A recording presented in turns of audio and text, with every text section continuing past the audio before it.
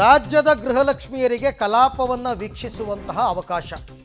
25 ಜನ ಗೃಹಲಕ್ಷ್ಮಿಯರು ಈಗ ಕಲಾಪವನ್ನು ಇವತ್ತು ಇಡೀ ದಿನ ವೀಕ್ಷಣೆ ಮಾಡ್ತಾ ಇದ್ದಾರೆ. ಅಧಿವೇಶನದ ಬಳಿಕ CM DCM ಜೊತೆ ಸಮಾಲೋಚನೆ ಕೂಡ ಮಾಡ್ತಾರಂತೆ. ಅವರು ಬರಲಿ, ಬಂದು ನೋಡಲಿ ಅಂತಕ್ಕಂಥ ಒಂದು ಅವಕಾಶವನ್ನು ಸರ್ಕಾರ ಮಾಡಿಕೊಟ್ಟಿದೆ. ಬೆಳಗಾವಿ ಅಧಿವೇಶನವನ್ನು ವೀಕ್ಷಿಸ್ತಾ ಇದ್ದಾರೆ. 25 ಮಾದರಿ ಗೃಹಲಕ್ಷ್ಮಿಯರು ಇವತ್ತು ಇಡೀ ದಿನ ಕಲಾಪವನ್ನು ಅವರು ವೀಕ್ಷಣೆ ಮಾಡ್ತಾರೆ ಅಂತಕ್ಕಂಥ ಮಾಹಿತಿ ಸದ್ಯಕ್ಕೆ ಲಭ್ಯವಾಗ್ತಾ ಇದೆ. ಅವ್ರಿಗೊಂದು ಅನುಕೂಲವನ್ನು ಮಾಡಿಕೊಟ್ಟಿದ್ದಾರೆ. ದೃಶ್ಯದಲ್ಲಿ ತಾವು ನೋಡ್ತಾ ಇದ್ದೀರಾ, ಮಹಿಳಾ ಮತ್ತು ಮಕ್ಕಳ ಕಲ್ಯಾಣ ಸಚಿವೆ ಲಕ್ಷ್ಮೀ ಹೆಬ್ಬಾಳ್ಕರ್ ಜೊತೆಯಲ್ಲೇ ಇವರೆಲ್ಲರೂ ಬೇರೆ ಬೇರೆ ಜಿಲ್ಲೆಯಿಂದ ಆಯ್ಕೆಯಾಗಿರ್ತಾರೆ, ಬೇರೆ ಬೇರೆ ಜಿಲ್ಲೆಯಿಂದ ಕರೆಸಿರ್ತಾರೆ.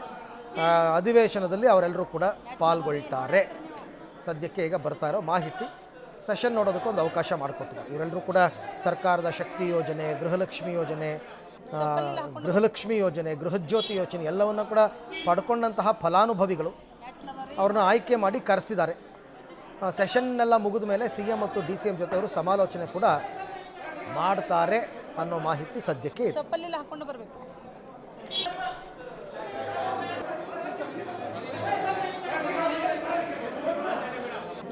ಹಾಕೊಂಡು ಬರಬೇಕು. ನೋಡಿ ಹತ್ರ ನೀವು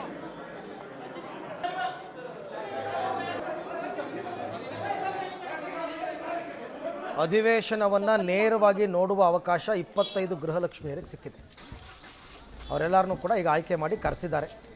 ಲಕ್ಷ್ಮೀ ಹೆಬ್ಬಾಳ್ಕರ್ ಅವರೇ ಎಲ್ಲರನ್ನೂ ಕರ್ಕೊಂಡು ಬರ್ತಾ ಇದ್ದಾರೆ. ಬಂದು ಅವರು ಅಧಿವೇಶನ ಆ ಥರ ಸಾಮಾನ್ಯವಾಗಿ ಜನಸಾಮಾನ್ಯರಿಗೆ ನೇರವಾಗಿ ನೋಡೋದಕ್ಕೆ ಅವಕಾಶ ಇಲ್ಲ. ಈ ಥರ ಒಂದು ವಿಶೇಷ ಸ್ಪೆಷಲ್ ಅಕೇಷನ್ನಲ್ಲಿ ಅವಕಾಶವನ್ನು ಮಾಡಿಕೊಟ್ಟಿದ್ದಾರೆ.